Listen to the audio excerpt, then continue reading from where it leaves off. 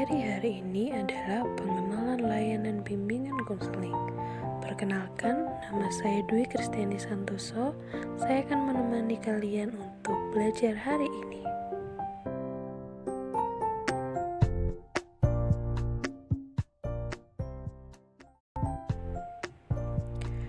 Apa itu layanan bimbingan konseling atau biasa disebut BK?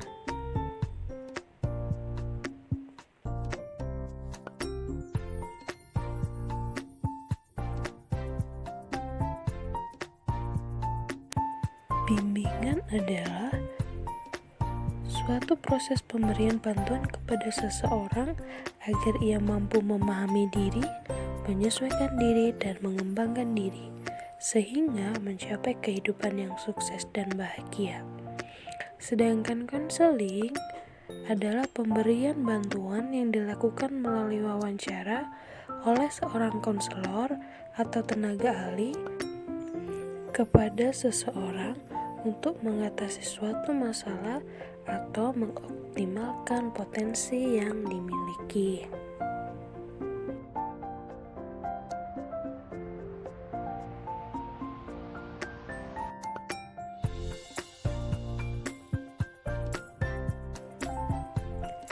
Kegiatan bimbingan dan konseling mencakup 4 hal sebagai berikut.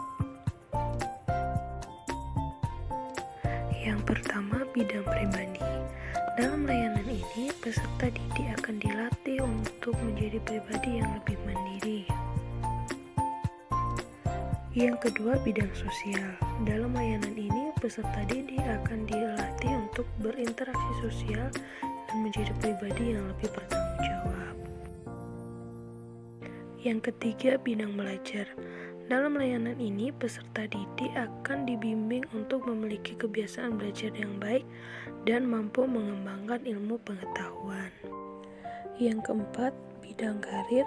Dalam layanan ini, peserta didik akan diajak untuk mengembangkan masa depan berkaitan dengan dunia pendidikan dan dunia kerja.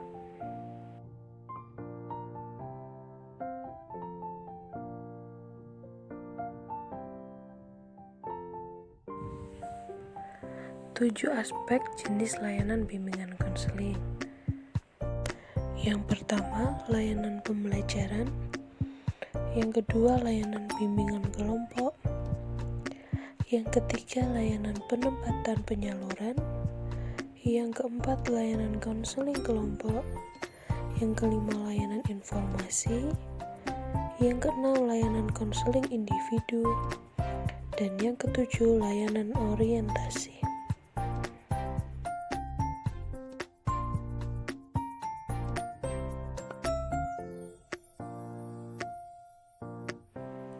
Fungsi layanan bimbingan konseling.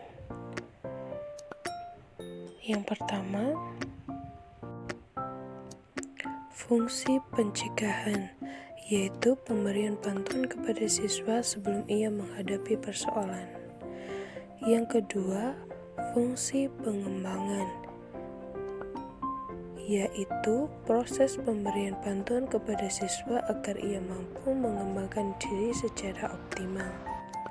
Yang ketiga, fungsi penyembuhan, yaitu bantuan yang diberikan kepada siswa saat ia mengalami masalah.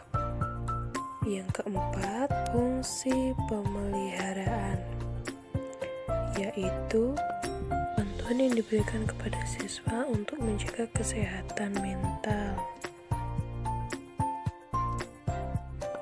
Tujuan dari bimbingan dan konseling adalah: yang pertama, pengembangan diri secara optimal.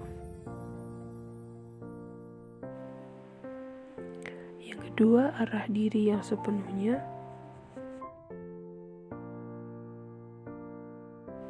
Yang ketiga, memahami diri. Yang keempat, membuat keputusan.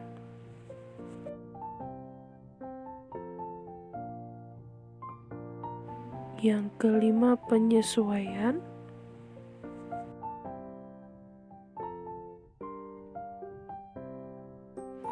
Yang keenam, belajar yang optimum di sekolah.